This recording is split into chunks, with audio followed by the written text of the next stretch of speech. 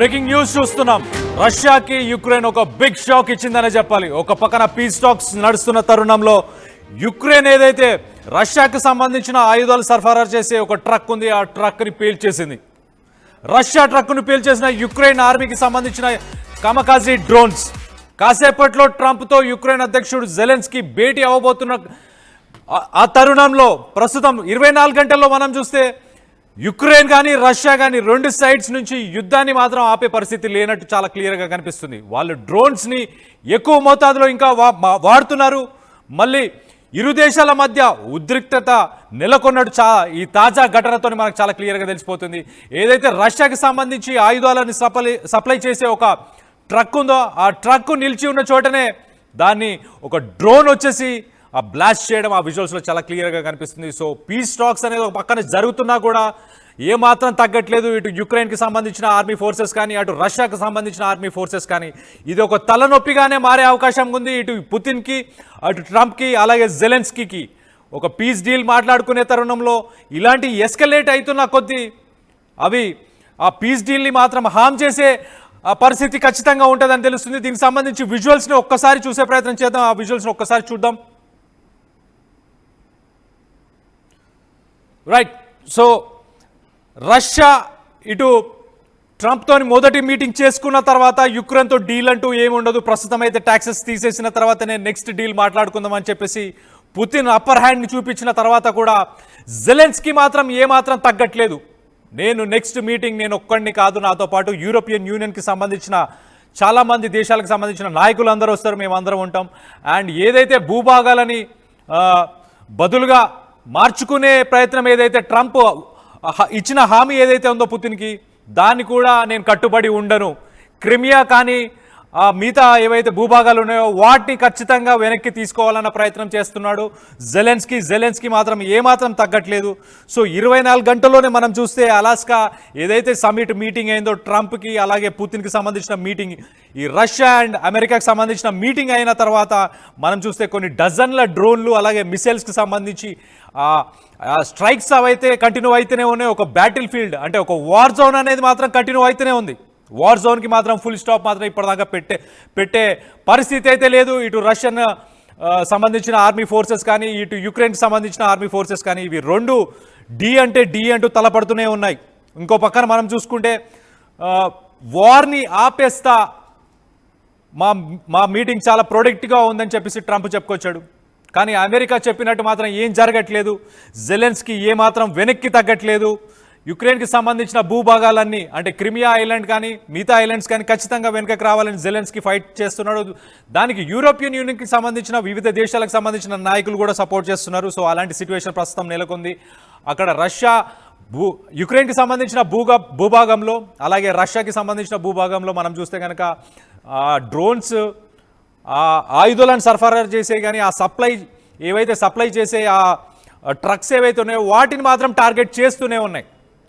Ukraine 2022 ఎప్పుడైతే యుద్ధం start అయిందో అప్పటి నుంచి ప్రాణ నష్టం లేకుండా ఎక్కువ శాతం ఫైట్ చేయడానికి వాళ్ళు చాలా డ్రోన్స్నే యూజ్ చేస్తున్నారు, కామికాజీ డ్రోన్స్ అని చెప్పి. ఆ డ్రోన్స్ని యూజ్ చేయడానికి కొన్ని ఫ్యాక్టరీస్ ఇంతకుముందు ఏవైతే ఆయిల్, మీట్ ఇట్లా కొన్ని ఫ్యాక్టరీస్ ఏవైతే అగ్రికల్చర్కి సంబంధించిన ఫ్యాక్టరీస్ ఏవైతే ఉన్నాయో ప్రొడ్యూస్ చేసే ఫ్యాక్టరీస్ వాటన్నిటిని కూడా కన్వర్ట్ చేసిన తర్వాత వాటన్నిటిలో ఇప్పుడు డ్రోన్స్ తయారు చేస్తున్నారు. ఆ కామికాజీ డ్రోన్స్నే ఇప్పుడు యూటిలైజ్ చేస్తున్నట్టు చాలా క్లియర్గా తెలుస్తుంది. ఈవెన్ రష్యా కూడా చూసుకుంటే రష్యా కూడా చాలా మటుకి ఈ డ్రోన్స్నే యూటిలైజ్ చేస్తుంది. దానికి సంబంధించి కొన్ని ఒప్పందాలు కూడా భారతదేశంతో చేశారు ఇప్పటిదాకా. మన టెక్నాలజీని కూడా అడాప్ట్ చేసుకుంటున్నారు. ఇక్కడ డ్రోన్స్ ఏవైతే వాడుతున్నారో ఆ డ్రోన్స్ కొన్ని రాడార్స్ యూజ్ చేస్తే ఆ డ్రోన్స్ పనిచేయవని చెప్పేసి ఆ రాడార్స్కు కూడా అందకుండా కొన్ని వైర్స్తోనే కొన్ని డ్రోన్స్ని రన్ చేస్తారు. అంటే కొన్ని 100 మీటర్లు ఆ వైర్ ఉంటుంది, ఫైబర్ ఆప్టిక్స్ యూజ్ చేసే ఒక వైర్. అంటే మన ఇంతకుముందు చూస్తే మన ఇంటర్నెట్ కేబుల్స్ ఏవైతే ఉంటాయో అలాంటి ఒక వైర్ ఉంటుంది, ఆ ఫైబర్ ఆప్టిక్స్ అంటారు. ఆ వైర్తోనే ఆ డ్రోన్కి కమాండ్స్ ఇస్తారు. ఆ వైర్తోనే అది చాలా దూరం వెళ్తుంది. అంటే ఇది నాన్ ఫ్లయింగ్ జోన్స్ అని కొన్ని జోన్స్ ఉంటాయి. ఆ జోన్స్లో డ్రోన్స్ని కింద పడేయచ్చు టెక్నాలజీతోని.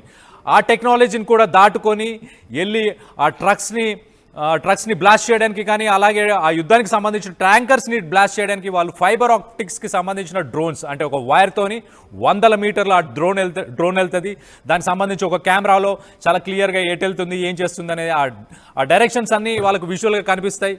ఆ కనిపించే విజువల్స్తో పాటే వాళ్ళు వెళ్ళి దాన్ని బ్లాస్ట్ చేసేస్తారు. అంటే ఎటువంటి ప్రాణ నష్టం జరగకుండా ఆపోజిషన్లో ఉన్న ఎదుటి వాళ్ళ మిలిటరీకి సంబంధించిన స్థావరాలు కావచ్చు, మనుషులు వెళ్ళే వెహికల్స్ కావచ్చు, అలాగే యుద్ధానికి సంబంధించిన ఏదైతే సామాగ్రిని తరలించే ట్రక్స్, ఇలాంటి ట్రక్స్ ఏవైతే ఉంటాయో వీటన్నిటి మీద కూడా దాడి చేయడానికి ఆ డ్రోన్స్ ఒక కీలక పాత్రను వహిస్తున్నాయి. ఇవాళ రేపు టెక్నాలజీ డెవలప్ అయిపోయిన తర్వాత ఆర్టిఫిషియల్ ఇంటెలిజెన్స్ ఇవన్నీ వచ్చిన తర్వాత ఇప్పుడు డ్రోన్స్, వెపన్స్ ఇలాంటి లేటెస్ట్ టెక్నాలజీనే యుక్రెయిన్ వాడుకుంటుంది. అంటే రష్యా లాంటి ఒక పెద్ద దేశం మీద ఫైట్ చేయడానికి యుక్రెయిన్కి ఉన్న బలాలు ఏంటి అంటే వరల్డ్లో 6th లార్జెస్ట్ ఆర్మీ ఉంది యుక్రెయిన్ దగ్గర. దాని దగ్గర 6th లార్జెస్ట్ ఆర్మీ ఉంది, కానీ భూభాగంగా పరంగా చూసుకుంటే తక్కువనే. అండ్ అంత ఆర్మీ ఉన్నా కూడా రష్యాని ఢీకొట్టడం అనేది కష్టం. బికాస్ రష్యా దగ్గర కొన్ని వేల ఐసీబీఎమ్స్ ఉన్నాయి, ఇంటర్ కాంటినెంటల్ బ్యాలిస్టిక్ మిసైల్స్. ఐసీబీఎమ్స్ అంటే న్యూక్లియర్ బాంబ్స్ ఇవన్నీ ఉన్నాయి వాళ్ళ దగ్గర.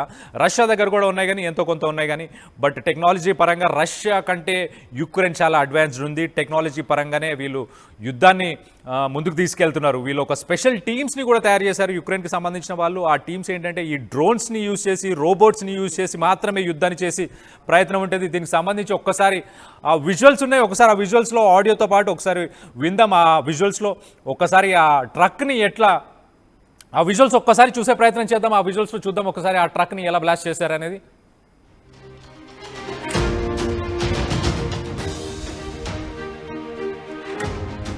రైట్, చూడండి అక్కడేదో ఒక చిన్న డ్యామ్కి సంబంధించి ఒక బ్రిడ్జ్ ఉన్నట్టుంది. ఆ బ్రిడ్జ్ని దాటుకునే ప్రయత్నంలో అక్కడ ఆగింది ఒక ఫ్యూ సెకండ్స్. వెంటనే ఒక డ్రోన్ వచ్చింది, డ్రోన్ వచ్చి బ్లాస్ట్ చేసేసేసింది. సో చాలా ఇంతకుముందు కూడా రష్యా యుక్రెయిన్కి సంబంధించి యుద్ధానికి సంబంధించి మనం చాలా విజువల్స్ చూసాం. ఆ విజువల్స్లో కూడా మనుషులు బంకర్స్లో ఉంటే కూడా బంకర్స్ లోపలికి కూడా డ్రోన్స్ వెళ్ళి వాళ్ళని డైరెక్ట్గా హిట్ చేసి చంపేయడం కానీ, అలాగే వాళ్ళు ట్రావెలింగ్ చేసే కొన్ని యుద్ధానికి సంబంధించిన కొన్ని వెహికల్స్, కార్స్ ఏవైతే దాంట్లో ఆ సైనికులు ఎవరైతే ట్రావెల్ చేస్తారో ఆ సైనికులు ట్రావెల్ చేస్తున్న టైంలోనే ఈ డ్రోన్ డైరెక్ట్గా వెళ్ళి అటాక్ చేస్తుంది. అంటే దాన్ని తప్పించుకునే అవకాశం ఉండదు. అలాంటి టెక్నాలజీని వాడుతుంది యుక్రెయిన్ కానీ రష్యా కానీ. సో ప్రస్తుతానికి రష్యా యుక్రెయిన్ వాళ్ళ ఆర్మీలో కొన్ని టీమ్స్, స్పెషల్ టీమ్స్ని ఫామ్ చేసింది. ఆ స్పెషల్ టీమ్స్ ఓన్లీ ఈ లేటెస్ట్ టెక్నాలజీ అంటే రోబోట్స్, డ్రోన్స్, దాంతోపాటు ఈ డ్రోన్స్తో పాటు లేటెస్ట్ వెపన్స్ ఇవన్నీ ఇంటిగ్రేట్ చేసి, అంటే ఒక్క మనిషి కూడా యుద్ధ భూమిలోకి వెళ్ళకుండా ఎలా యుద్ధం చేయాలి అన్న దాని గురించి యుక్రెయిన్కి సంబంధించి ఒక స్పెషల్ మిలిటరీ ఆపరేషన్కి సంబంధించి ఒక స్పెషల్ టీమ్స్ ఉన్నాయి కొన్ని. వాళ్ళు ఒక ఇండోర్లోనే ఒక ప్లేస్లోనే ఉండి వాళ్ళు కెమెరాస్, మానిటర్స్, దానికి సంబంధించిన జాయ్స్టిక్స్ ఏవైతే ఆపరేట్ చేయడానికి కావాల్సిన ఎక్విప్మెంట్ అంతా పెట్టుకొని వాళ్ళు ఒక టీమ్గా కూర్చొని పైనుంచి డ్రోన్స్, కింద రోబోట్స్, కొన్ని వెహికల్స్ కూడా వస్తున్నాయి, చిన్న చిన్న వెహికల్స్ వస్తాయి. అవి రోబోటిక్ వెహికల్స్, ఆ కెమెరాస్ ఉంటాయి, దాంట్లోంచి కూడా గన్స్ కానీ రాకెట్ లాంచర్స్ కానీ ఇవన్నీ కూడా ఉంటాయి. సో అలాంటి సిచ్యువేషన్ ప్రస్తుతం ఉంది. ఒక పక్కన పీస్ టాక్స్ నడుస్తున్నాయి. ట్రంప్ అంటున్నాడు నేను యుద్ధాన్ని ఆపేస్తాను, పుతిన్ చాలు, ఇంకా పుతిన్ ఆపేయి. 2022లో $50 బిలియన్ ఖర్చు పెట్టింది రష్యా. 2025 లాస్ట్ 1 ఇయర్ కనుక చూసుకుంటే మనం $120 బిలియన్ ఖర్చు పెట్టింది రష్యా. ఇలా ఖర్చు పెట్టుకుంటూ పోతే 2030కి నీ దగ్గర డబ్బులు అయిపోతే ఆర్థికంగా సంక్షోభాన్ని రష్యా ఎదుర్కోవాల్సిన పరిస్థితి వస్తుంది అని చెప్పేసి ట్రంప్ కూడా చెప్పుకొచ్చాడు. ఈవెన్ ట్రంప్ వైఫ్ కూడా మీరు యుద్ధాన్ని మానుకోండి అని చెప్పి ఆమె కూడా మొన్న లెటర్ ఇవ్వడం కూడా మనం చూసాం. చాలా క్లియర్గా ఆమె కూడా పుతిన్ చెప్పినవే మాట్లాడారు, పుతిన్ చెప్పినవే ఓకే అని చెప్పి అక్కడి నుంచి వచ్చేసారు. వార్ గురించి అసలు డిస్కషనే అవ్వలేదు. అంటే పుతిన్ చెప్పింది ట్రంప్ వినాల్సిందే, వినేలాగానే ఉంది సిచ్యువేషన్ ప్రస్తుతానికి. వార్ 2022 నుంచి ఇప్పటిదాకా కంటిన్యూ అవుతుంది.